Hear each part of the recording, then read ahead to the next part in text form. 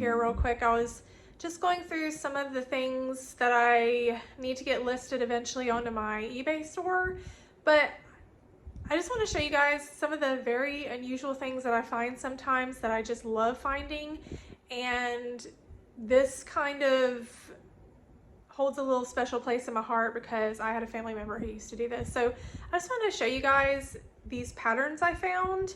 I found a ton of these for like $2 for the whole bag, and I'm going to put them on eBay because I'm going to keep a couple of them, but put a couple of them on eBay just because I feel like there's somebody out there that could use these. That's kind of one of the things that I love about reselling, even though I'm not a huge reseller, is that sometimes I'll pick up items that people overlook in the store, the thrift store, that maybe there's somebody else out there that's going to cherish it. So I'm going to show you guys real quick what I found.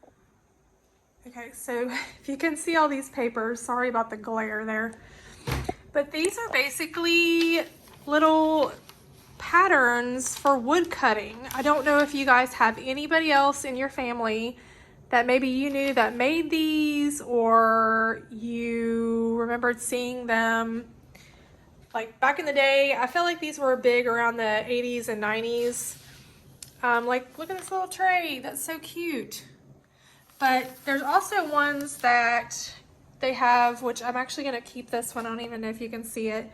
But it's a nativity. I thought that that would be really cool to maybe try to cut out. I have done some scroll work and some woodwork, so I thought that that would be really neat. But I found tons of these. Apparently this used to be a mail order place called the Winfield Collection, and whoever this was that had these must have had some sort of subscription and would purchase these all the time. So this one is like a Santa sled, and look at this one. This is cute, even though I don't think you can use these anymore. Maybe in certain parts of the country you can.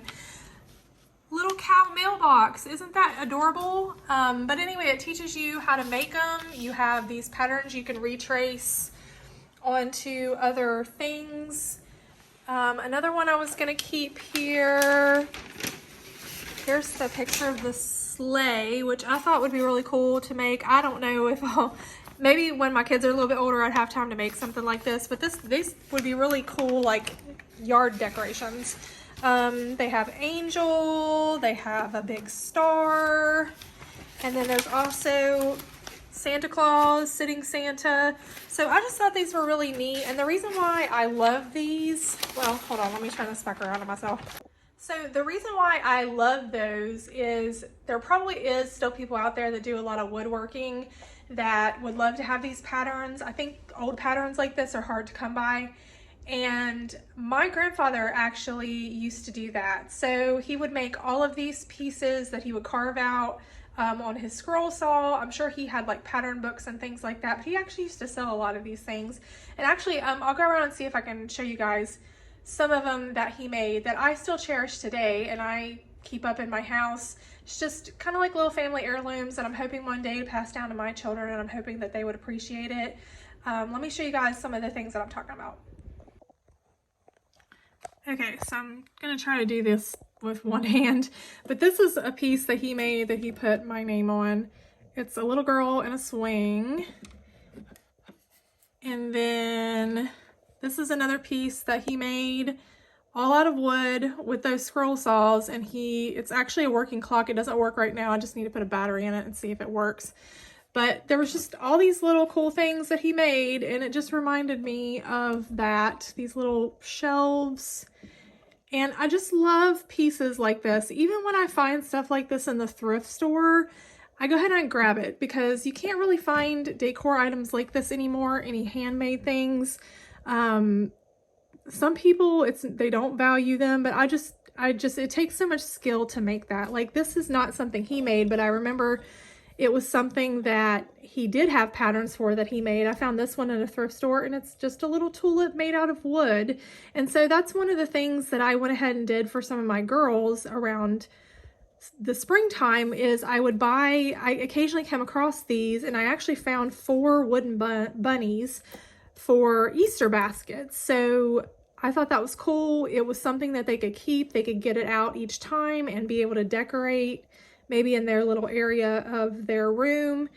You know, just something special that they felt like they could have for a long time. And it's not made out of plastic or anything like that. And it has like real craftsmanship. Some of the other things that he made, let me see if I this is just a dog. And then another one that he made. This is like a horse racing. So these are kind of cool. You could put them up on the wall or just display them on a shelf. I've never been able to do that intricately, but that just kind of reminded me of those patterns that I found. So anyway, I just wanted to show you guys that. I thought that those were really cool. I'm going to try to get those put up into my eBay store sometime in the next couple weeks. It may take me a while to kind of catalog them or whatever.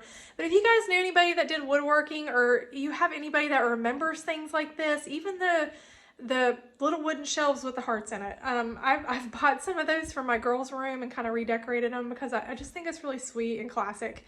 But if you guys remember any of those or have people that maybe made some of those, comment down below and let me know. I'd love to hear the stories on it. Anyway, just want to show you guys that real quick. I hope y'all are having a good day, and we'll see you soon.